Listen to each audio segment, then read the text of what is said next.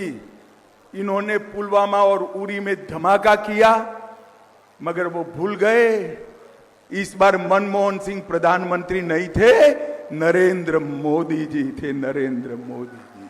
और कांग्रेस की सरकार नहीं थी, भाजपा की सरकार थी।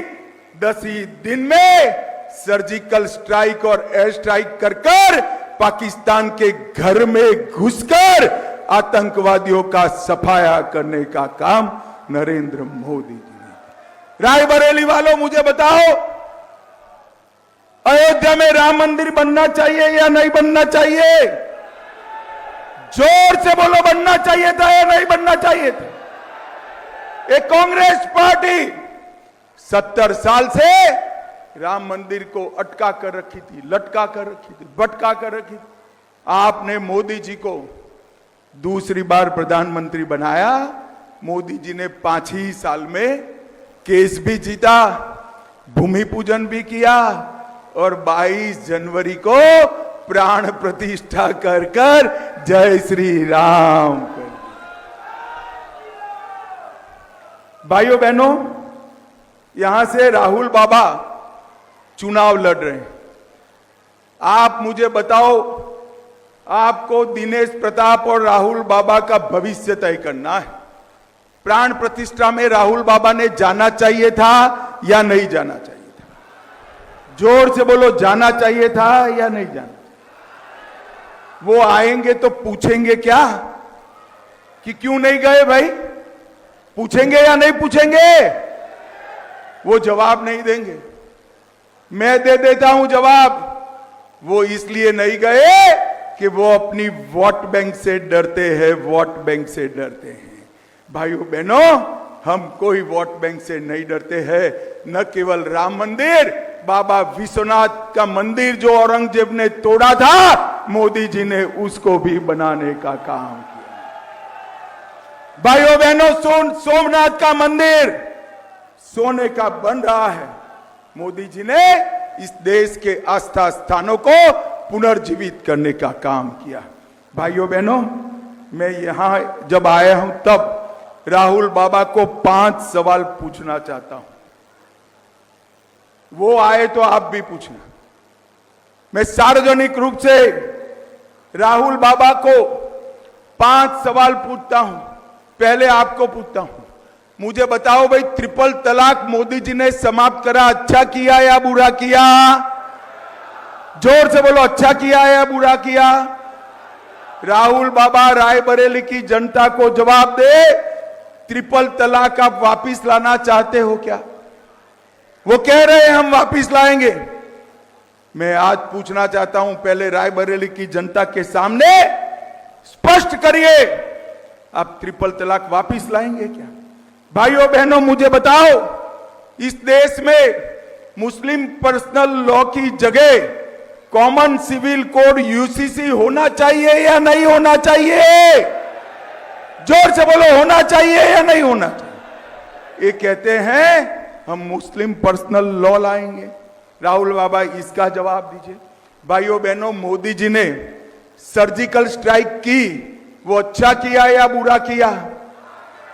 अरे जोर से बोलो, अच्छा किया या बुरा किया? ये राहुल बाबा सर्जिकल स्ट्राइक पर सवाल उठाते हैं। मैं उनको पूछना चाहता हूं, आप सर्जिकल स्ट्राइक का समर्थन करते हैं या नहीं करते? वो कहते हैं राम मंदिर के बारे में। मैं उनको पूछना चाहता हूं, राम मंदिर में आप दर्शन करने क्यों नहीं गए? इसका जवाब जरा राहुल बाबा दे। और भाइयों बहनों, अंत में राहुल बाबा रायबरेली की जनता को बताए कि धारा 370 हटाने का आप समर्थन करते हो या नहीं करते हो? ये 5 चीजों का जवाब राहुल बाबा ने देना चाहिए। बाद में रायबरेली के लोगों के वोट मांगने चाहिए। भाइयों बहनों, ये गांधी परिवार झूठ बोलने में बड़ा माहिर। अभी कह रहे हैं हम हर महिला को 1 लाख रुपया देंगे। मैं अभी अभी तेलंगाना से आया। तेलंगाना चुनाव में उन्होंने कहा था हर महिला को 15,000 देंगे, वहां की महिलाएं उन्हें सरकार चुनकर दे दी, 15,000 नहीं 1,500 रुपया भी नहीं दिया भैया। ये लोग झूठे वादे करने में माहिर है। छत्तीसगढ़ में 500 रुपया महीना देने का वादा किया था, पूरा नहीं किया। तेलंगाना में किसानों की कर्ज माफी करने का वादा किया था, वो पूरा नहीं किया। इनके वादे झूठे होते हैं। भाइयों बहनों, एक और झूठ बोल रहे हैं।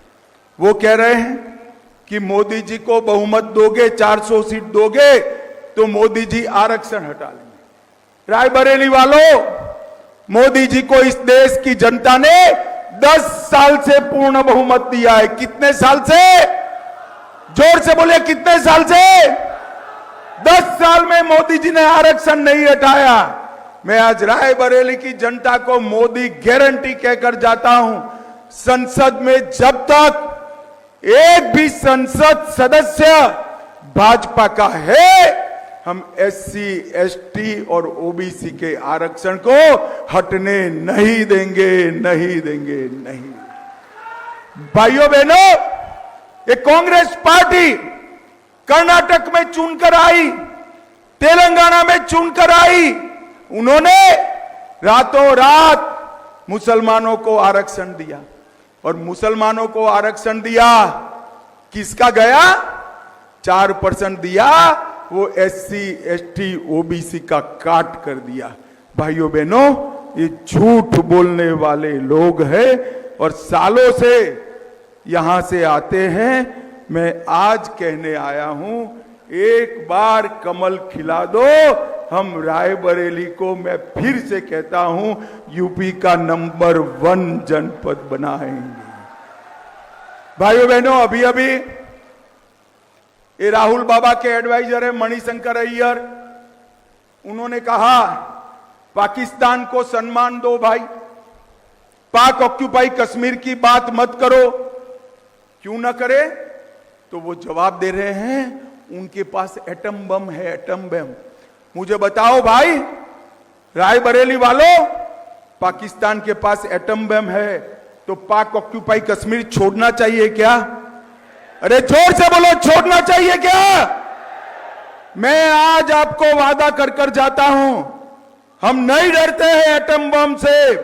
पाक ऑक्यूपाई कश्मीर भारत का है और भारत से इसको कोई छीन नहीं सकता। ये फारूक अब्दुल्ला हमें डराते, ये मणिशंकर अय्यर डराते और राहुल बाबा चुपचाप मजा देखकर। राहुल बाबा, रायबरेली की जनता के सामने पाक ऑक्यूपाई कश्मीर पर आपका स्टैंड तय करो। हमें तो नाज है कि पाक ऑक्यूपाई कश्मीर हमारा है और भारत का दावा इस पर हमारा हमेशा बना रहेगा। भाइयों बहनों, उत्तर प्रदेश में मोदी जी ने विकास की एक गंगा बहाई। Purvanchal express, Bundelkhand express, Gorakhpur express, Ballia express, Ganga express, लगभग 14 एक्सप्रेस वे बनाकर उत्तर प्रदेश का विकास किया। 7,000 किलोमीटर एक्सप्रेस नेशनल हाईवे छोड़े थे, हम 12,000 किलोमीटर पर ले गए। हवाई अड्डे 2 छोड़कर गए थे, हमने 9 बना दिए और 12 बन रहे हैं। और जेवर में एशिया का सबसे बड़ा हवाई अड्डा उत्तर प्रदेश में बन रहा है। 2 ही शहरों में मेट्रो थी, आज 5 में है। मेडिकल कॉलेज 12 थी, आज 68 है और 22 नई बन रही है। 2 एम्स बने गोरखपुर और रायबरेली में। 30 नहर योजनाओं से 50 लाख किसानों की 23 लाख हेक्टेयर भूमि को सिंचित किया। डिफेंस कॉरिडोर बना। मोबाइल मैन्युफैक्चरिंग देश का 60% यूपी में हो रहा है। मेडिकल डिवाइस पार्क बना, फिल्म सिटी बनी, टॉय पार्क बना, हैंडीक्राफ्ट पार्क बना और लॉजिस्टिक हब भी बना। ग्रेटर नोएडा में IIT आया, बरेली में मेगा फूड पार्क आया, उन्नाव में ट्रांस गंगा सिटी बना, गोरखपुर में प्लास्टिक पार्क बना। मगर यहां यहां घुसने ही नहीं देते हैं। यहां के विकास के ताले की चाबी दिनेश प्रताप है। इसको एक बार ताला खोल दो, हम ये सारे विकास के काम रायबरेली में भी करेंगे।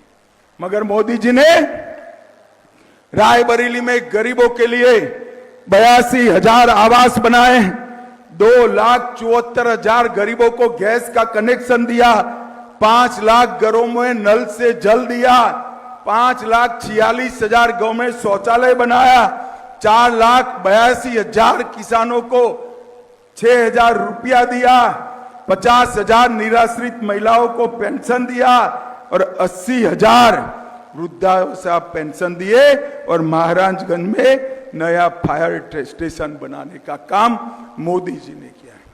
मगर एक ही कमी है, यहां सांसद भी है, अदिति सिंह जी को आपने चुना है और भी सांसद चुने हैं, ऊपर योगी जी भी है, इसके ऊपर मोदी जी भी है, बीच में एक सांसद कम है। यहां से विधायक है या अदिति सिंह? अब सांसद दे दो तो पंचायत से पार्लियामेंट तक पूरा कमल ही कमल हो जाए। और भाइयों बहनों, योगी जी ने इस उत्तर प्रदेश में माफियाओं को, गुंडाओं को, भूमाफियाओं को समाप्त कर कर उल्टा लटका कर सीधा करने का काम हमारे सीएम योगी आदित्यनाथ ने किया है। भाई, उत्तर प्रदेश की कानून और व्यवस्था की परिस्थिति को योगी जी देश में नंबर 1 बनाए हैं और रायबरेली को मोदी जी नंबर 1 बनाना चाहते हैं। आप एक साथी दे दो, बाकी सब हम करेंगे। मैं आज फिर से रायबरेली की जनता को कहना चाहता हूं, सालों तक आपने गांधी परिवार को मौका दिया, कोई विकास का काम नहीं हुआ। अमेठी ने भी दिया था, 2018 में अमेठी की कलेक्टर ऑफिस का भूमि पूजन मैंने किया। ये विकास में मानते ही नहीं है। मैं आज कहता हूं, इतने साल मौका दिया, कुछ नहीं हुआ, आपके सुख दुख में भी नहीं आए हैं। एक मौका भाजपा को देकर देखो, हम रायबरेली को कहां से कहां पहुंचाने का काम भारतीय जनता पार्टी करेगी। भाई और बहनों, मोदी जी ने देश को सुरक्षित बनाया है, समृद्ध बनाया है, आगे बढ़ाया है, चंद्रमा पर चंद्रयान पहुंचाया है, G20 किया है और देश का सम्मान दुनिया में बढ़ाने का काम किया है। पूरा देश मोदी मोदी कर रहा है। आज मैं आपसे अपेक्षा लेकर आया हूं, आपसे प्रार्थना करना चाहता हूं, मोदी जी की विकास यात्रा में हमारा रायबरेली भी जुड़ जाए। हम रायबरेली को आगे बढ़ाना चाहते हैं, इसीलिए दिनेश भैया को टिकट देकर आपके बीच में रखा है। ये 12 महीना 24 घंटे जनता के बीच में रहने वाला आदमी है। आदमी ऐसा ढूंढो कि घर का काम पड़े तो आपके घर पर वो आए, आपको दिल्ली न जाना पड़े। समझ पड़ती है भाई बात मेरी? मुझे बताओ, सांसद आपके घर पर जाइए या आपको दिल्ली जाना है? अरे जोर से बोलो भाई, घर पर चाहिए ना? तो एक ही ऑप्शन है, दिनेश को जिताना है। मुझे बताओ भाइयों बहनों, दिनेश सिंह को जिताएंगे क्या? अरे ऐसे नहीं होता है भाई, जोर से बोलिए, दिनेश प्रताप को जिताएंगे क्या? 400 पार कराएंगे क्या? रायबरेली में कमल खिलाएंगे क्या? मोदी जी को तीसरी बार प्रधानमंत्री बनाएंगे क्या? तो मेरे साथ दोनों हाथ उठाइए, उठाइए दोनों हाथ, विजय के संकल्प की मुट्ठी बींचे और प्रचंड आवाज से बोलिए, भारत माता की, भारत माता की, वंदे वंदे वंदे, जय श्री राम, जय जय श्री राम।